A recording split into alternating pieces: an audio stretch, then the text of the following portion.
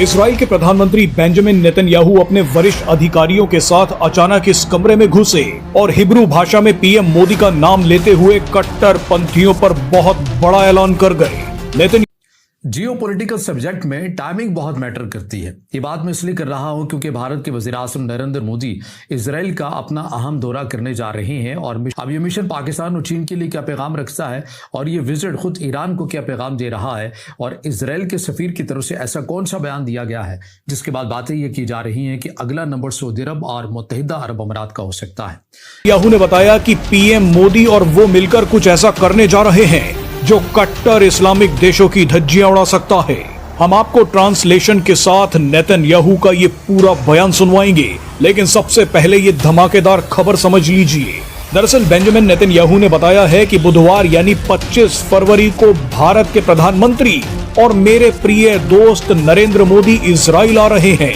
आपको बता दें कि पीएम मोदी 2 दिनों के लिए इजराइल जा रहे हैं। रिपोर्ट्स के मुताबिक हुए नेतन्याहू ने पहली बार दुनिया को बताया कि इजराइल और भारत क्या बड़ा खेल करने जा रहे हैं। करे कैसा हो, लेकिन एक मैं आपको बात बता रहा हूँ कि इंडिया, इजराइल और यूएई ये तो बिल्कुल एक हो गए ना। ये तो हर तरह का इनके आपस में पैक्ट है, ट्रेड है। और क्या होगा, बाकी खित्ते का क्या होगा? अब नेतन्याहू ने दुनिया को बताया कि मैं थोड़ा बहुत आइडिया आपको दे सकता हूं कि पीएम मोदी और मैं क्या करने जा रहे हैं, लेकिन डिटेल्स बाद में बताऊंगा। नेतन्याहू ने बताया कि इजराइल और भारत कुछ अरब देशों, अफ्रीकी देशों, ग्रीस और साइप्रस जैसे मेडिटेरेनियन पार्टनर के साथ मिलकर एक ऐसा ग्रुप बनाएंगे जो इस्लामिक कट्टर पंथ से निपटेगा। नेतन्याहू ने कहा कि मेरी आंखों के सामने जो विजन है उसमें हम एक पूरा सिस्टम बनाने जा रहे हैं। ये सिस्टम मिडल ईस्ट के आसपास और मिडल ईस्ट के अंदर काम करेगा, कट्टर पंथियों से निपटेगा। हम शिया और सुन्नी दोनों कट्टर पंथ से लड़ेंगे। इसके बाद नेतन्याहू ने कहा कि बाकी की डिटेल्स पीएम मोदी के आने के बाद बताऊंगा। बहरहाल आपको बता दें कि पाकिस्तान और तुर्की इस्लामिक नाटो बनाने का ऐलान कर रहे थे। ऐसे में पाकिस्तान, तुर्की और ईरान जैसे देशों से निपटने के लिए नेतन्याहू पीएम मोदी के साथ एक बड़ा खेल करने जा रहे हैं। अच्छा सेठी साहब, जब आप बात मिडिल ईस्ट की करते हैं, कतर की, यूएई की, सऊदी अरेबिया की करते हैं, इस मामले में भी तो एक और मामले में इस वक्त बड़ी बेचैनी पाई जा रही है मिडिल ईस्ट के अंदर। ऐसे लगता है कि जो नेक्स्ट वर्ल्ड स्टेज है, जो अखाड़ा है, वो तो है ही मिडिल ईस्ट। ऐसे में जब इसराइल में एक इंटरव्यू, एक पॉडकास्ट में उन्होंने कहा कि इसराइल को ये राइट मजहबी तौर पर हासिल है कि वो मशरिक। सेठी साहब, ये बयान क्या प्रेसिडेंट ट्रंप की उन कोशिशों के मुतजाद नहीं है जो वो बोर्ड ऑफ पीस के जिम्मे में कर रहे हैं? हाल अब आपको नेतन्याहू का ये बयान सुनवाते हैं। רוצה להגיד משהו על המדיני. בחזון שאני רואה לנגד עיניי, אנחנו נייצר מערכת שלמה, בעצם מין משושה של בריתות סביב ובתוך הים התיכון, בתוך המזרח התיכון.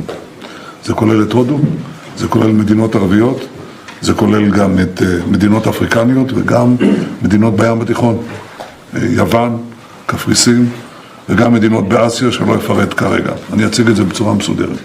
הכוונה כאן הוא ליצור ציר של מדינות שרואות את המציאות ואת האתגרים ואת היעדים בעין אחת, מול הצירים הרדיקליים, גם הציר הרדיקלי השיעי, שאנחנו מקים בו, הקינו בו חזק מאוד, וגם מול הציר המתהווה, הציר הסוני.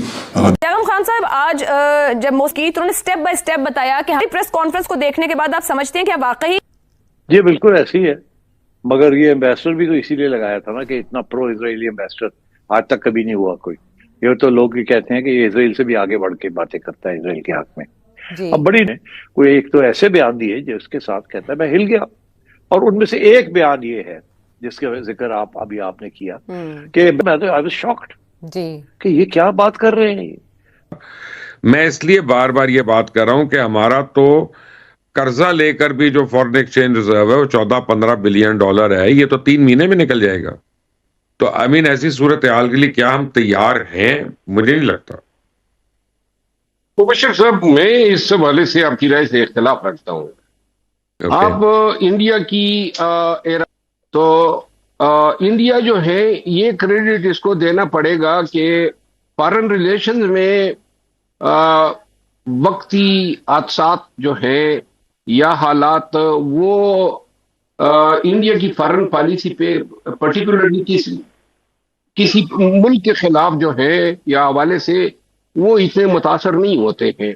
मैं नहीं समझता हूं, इंडिया के बहुत सारे मुस्लिम ममालिक के साथ बहुत अच्छे मरासम हैं, और इस जंग में सिर्फ इजराइल के खातिर वो जो है ईरान के खिलाफ कूदे, मुझे ये मुमकिन नहीं आ रहा है। इंडिया जो है सबसे बड़ा खरीदार है रशियन ऑयल का, और यही ऑयल वो यूरोपियन मंडियों में बेचता है, तो लिहाजा रशिया भी कभी नहीं ये चाहेगा कि उसके मफादात के बरअक्स इंडिया जो है वो इसराइल की दोस्ती में जो है अपने फौजें जो है वो इस जंग में जोंग दे।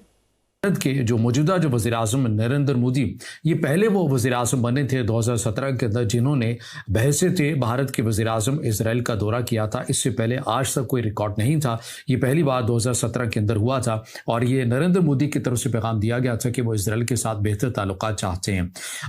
अब ये मिशन क्या है, उनको ये कहना है कि ये इससे भी बड़े पैमाने के ऊपर भारत जो है वो इसराइल के साथ मिलकर जो है इस मनसूबे के ऊपर काम कर रहा है, और ये बड़ी हैरान कुन एक बड़ी दिलचस्प बात भी है।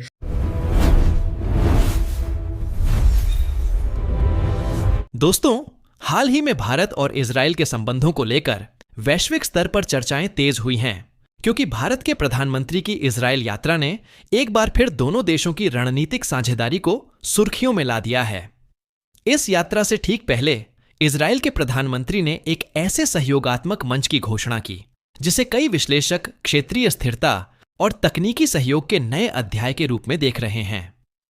गौरतलब है कि नरेंद्र मोदी और बेंजामिन नेतन्याहू के बीच पिछले कुछ वर्षों में रक्षा, कृषि, साइबर सुरक्षा और नवाचार जैसे क्षेत्रों में सहयोग बढ़ा है। वहीं पाकिस्तान में इस घटनाक्रम को लेकर राजनीतिक बहस छिड़ गई है, क्योंकि क्षेत्रीय संतुलन और कूटनीतिक समीकरण बदलते दिखाई दे रहे हैं। विशेषज्ञों का मानना है कि भारत इजराइल संबंध केवल सुरक्षा तक सीमित नहीं है, बल्कि स्टार्टअप, जल प्रबंधन और हाईटेक इंडस्ट्री तक फैले हुए हैं, जिससे दोनों देशों को दीर्घकालिक लाभ मिल सकता है। अंतर्राष्ट्रीय राजनीति में हर नई साझेदारी अपने साथ अवसर और चुनौतियां दोनों लेकर आती है, और यही कारण है कि दुनिया की निगाहें इस सहयोग पर टिकी हैं। आने वाले समय में यह देखना दिलचस्प होगा कि यह रणनीतिक समझौता क्षेत्रीय राजनीति को किस दिशा में ले जाता है और वैश्विक मंच पर इसका क्या प्रभाव पड़ता है। क्या यह साझेदारी एशिया मध्य पूर्व समीकरणों को नया रूप देगी, और क्या इससे क्षेत्र में शक्ति संतुलन और मजबूत होगा? अपनी राय कमेंट में जरूर बताइए। वीडियो पसंद आए तो लाइक करें, शेयर करें और चैनल को सब्सक्राइब करना न भूलें।